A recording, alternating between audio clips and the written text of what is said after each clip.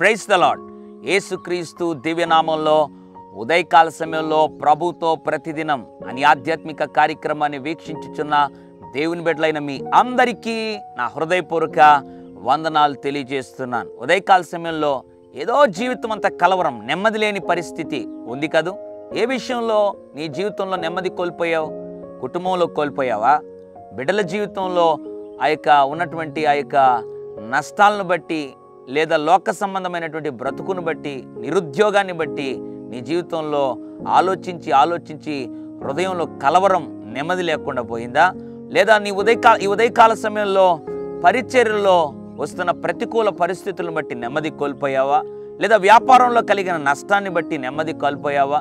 లేదా నీకు కలిగినటువంటి అవమానాన్ని బట్టి నెమ్మది కోల్పోయావా?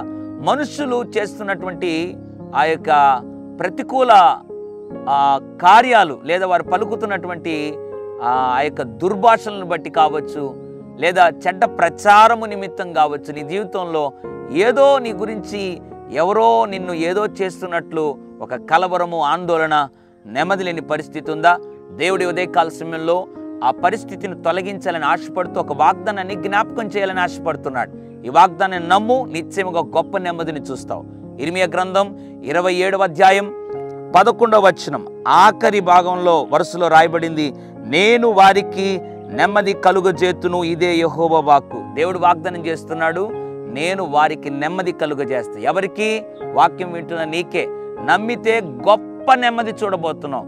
ఇక మీదట దేవుని సేవకుడుగా చెప్తున్న యేసు నామములో హృదయంలోనే కలవరము, ఆందోళన అంతటినీ నా దేవుడు తొలగించి గొప్ప నెమ్మది నీకు ఇవ్వబోతున్నాడు. ఈ వాగ్దానం నా కొరకే నమ్ము. ఏ విషయంలో అయితే నువ్వు నెమ్మది కోల్పోయావో ఆ విషయంలో నువ్వు సంపూర్ణంగా ఇక నెమ్మది అనుభవించబోతున్నావు. అటు గొప్ప నెమ్మది, సమాధానం, శాంతిని దేవుడు అనుగ్రహించునుగాక. పరిశుద్ధుడా, ప్రేమగల తండ్రి, నీకు వందనాలు.